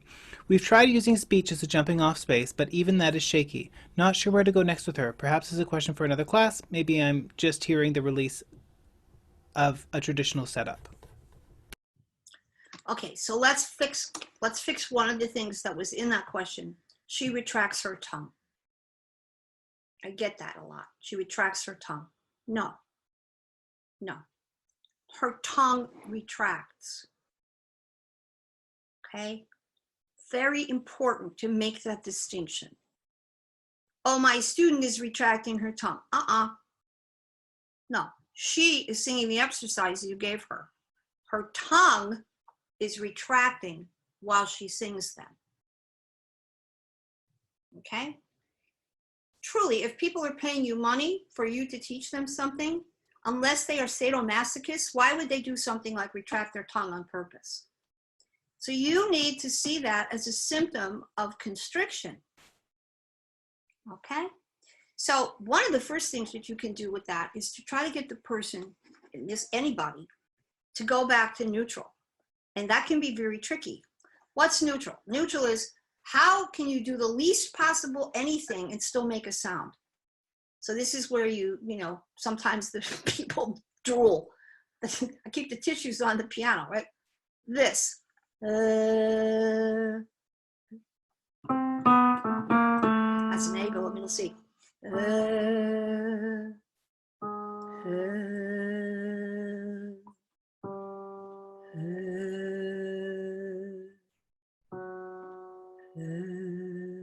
There's no vowel there, it's just right?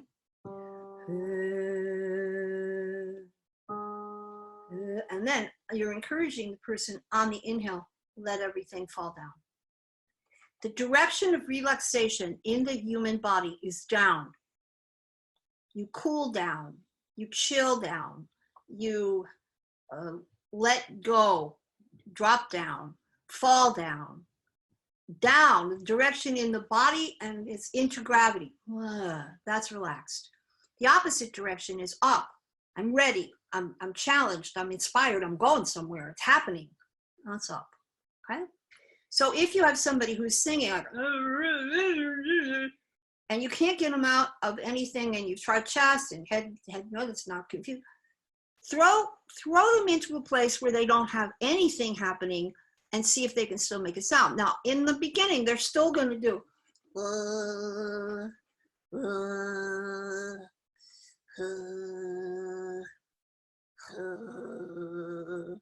Because for them, that is doing nothing.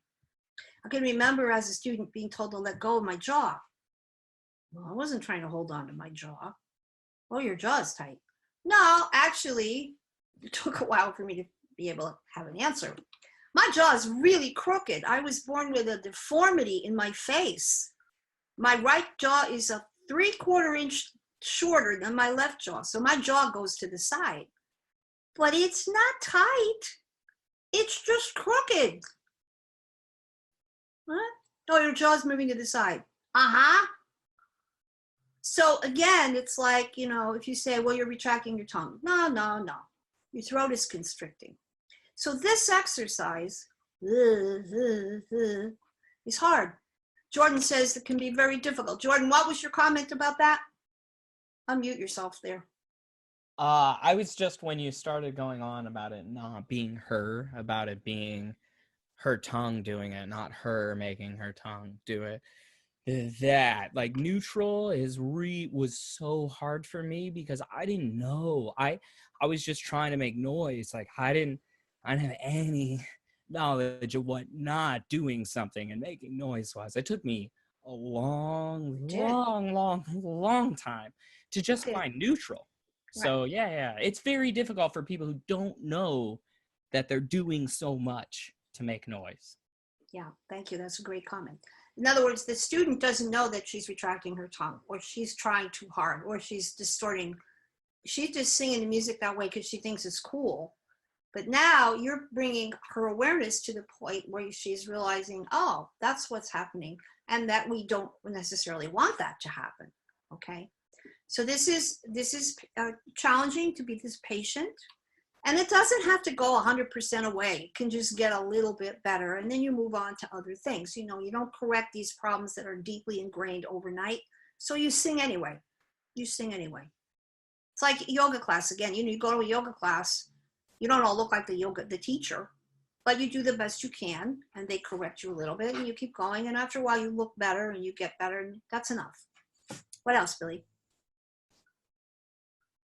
All right, the next question is, how might you explain that registers are a physiological function of the larynx and not necessarily just an acoustic event?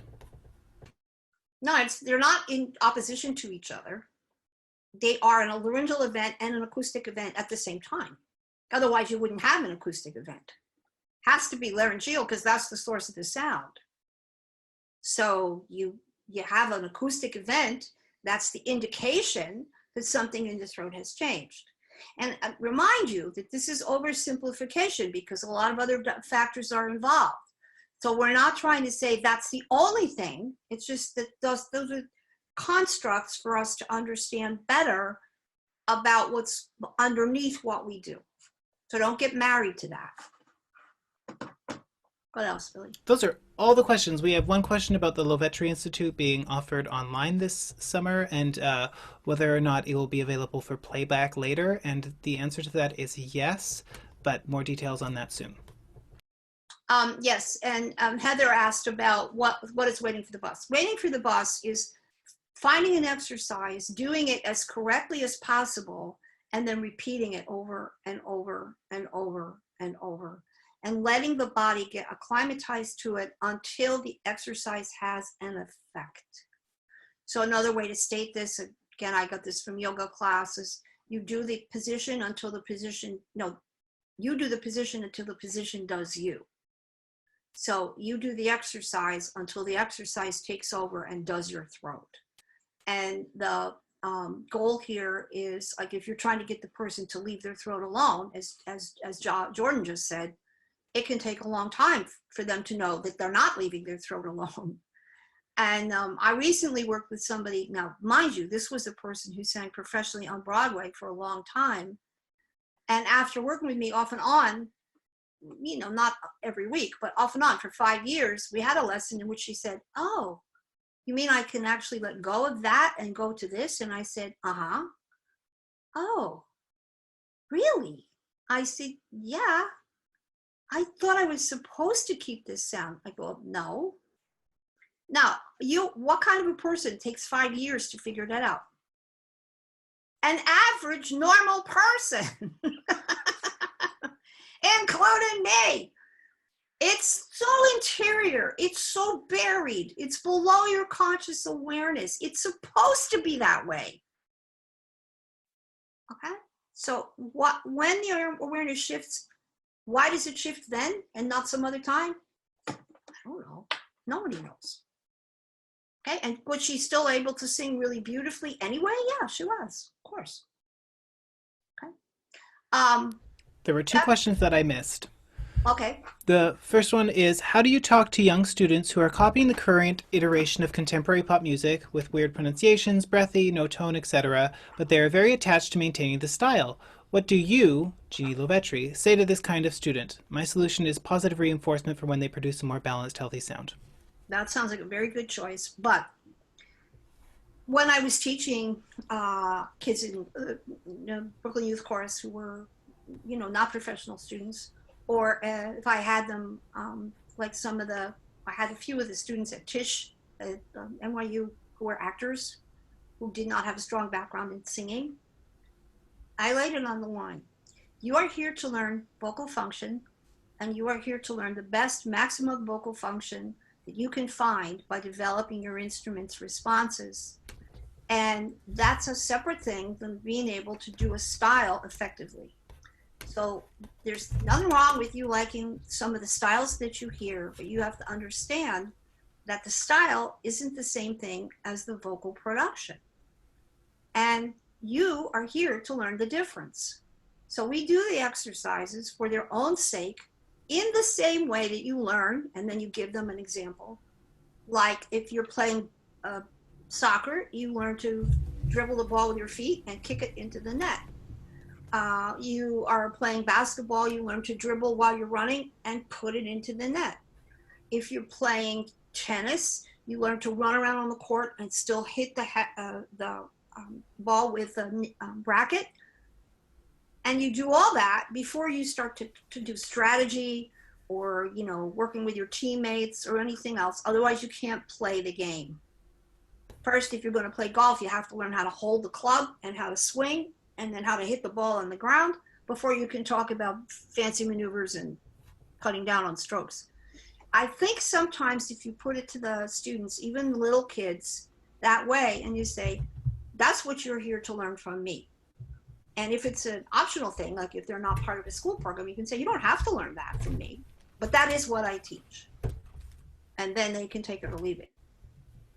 And it's not about, being their friend or, making them like you or any of that stuff. Same thing, again, go to a doctor. Doctor says, I need to take your blood pressure. I need to get your blood sugar. I need to do that. If you say to the doctor, well, I don't like it when you take my blood pressure. Well, do you really have to put a tongue depressor in my mouth? It makes me uncomfortable. What do you think the doctor does with that? He doesn't say, oh, I'm so sorry if you don't like a tongue depressor. We'll skip that part. Oh, we won't take your blood pressure because you don't like that. It hurts your arm. This is an attitude about what does it mean to be a high-level professional, and hold yourself such that you have a high regard for the training that you're giving. Not a popularity contest. Great. Okay. And the other question was, is there a way to practice hearing different types of mix, head mix, and chest mix, etc.? Well, we're going to try to give you a little bit more auditory information in the subsequent webinars. But Billy, I think a good way to end would be play a little bit of that guy, the first guy on my hit list. Okay. Let me just share the screen. Hope everyone... Hi, to those watching this video after the fact. I had to edit out about a 90-second clip of Louis Capaldi singing Someone You Loved. It's a video of singing that Jeannie does not like and does not think is technically good singing at all. The link for this is in the description below, and it will automatically take you to the clip, and you're watching from the verse into the chorus, into the bridge, and then we stopped watching when he stops singing and starts putting the mic to the audience. Just wanted to give you... That's enough of that. So that was heads nodded to Jeff and Jordan. So that is an example of somebody whose vowels are distorted, his tone quality is noisy, his throat is constricted. He goes into a breathy sound in head register, and his head is, in some other universe from his body. And that is acceptable behavior in the style of music he's performing. That's what people do. Now, are you going to encourage that in a lesson? No. And is that something that you want to foster in your students? No. But it might be possible for him to learn to vocalize and sound in a, sound better in a bad way, or sound bad in a good way. I had that happen with the grunge rocker guy. But you, as a teacher of function, that's not a good example of function, although it's a pretty representative example of that style. Right? Jeff, what would you say about that? Oh, I just remember the first time one of the kids at school made me play that song, or asked me to play that song, and I heard it, and when he got to the chorus, my first thought was, oh dear Lord, I hope that young man doesn't have to sing this song 5 nights a week, along with 6 other, and then he did the bridge, Yeah. which is worse. Yeah. I mean, harder, shoutier, Yeah. yelly. Yeah. The poor guy. And Jordan, what would you say? I couldn't have said it better than Jeff. Like, I literally just, I know this song, but I'm watching him sing it live. I'm like, yeah, that was me for 5 years till my throat fell apart. Like, I mean, I was doing fine for years until I lost my octave. Like, I could just scream my brains out and have my head wherever I wanted it. Yeah. Yeah, I Didn't know remember what I was doing. I remember very well the first time you made a head register sound, your eyeballs got this big. You're like, I never made that sound. I cried earlier when you were Yeah. talking about. I can imagine the first time I accessed head after my voice changed was a few years ago now. Still get emotional. Yeah. Oh, who was that? I had no idea it was there. I didn't know it was there. Yeah, I remember. Billy, we have to say who that was. So that's Louis Capaldi. It's also important to note this is a whole tone lower than the recording, and he now performs it a minor third lower because his voice is not holding out as he continues. Good. And he's also Scottish. Not that his vowels are terrible, but he is also Scottish. Correct. That's a linguistic factor there. That's true.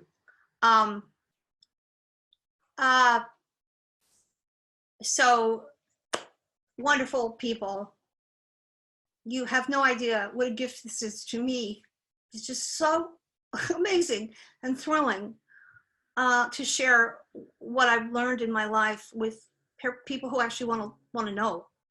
And your homework is to look at the topics of the lesson as the webinars go on. That's 3 more.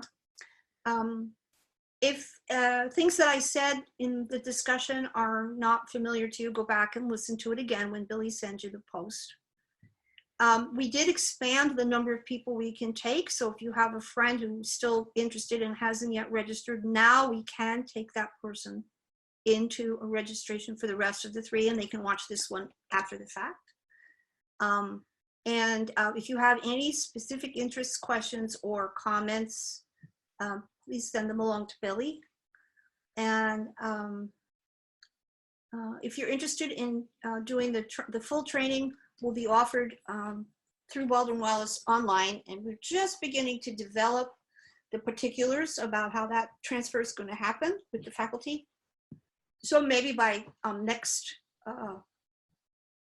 by the end of the month, we'll know more, but it will be slightly adjusted to accommodate an online presentation. So wherever you may be, please stay safe, stay well, bless you all, and I will eagerly look forward to doing this again next week.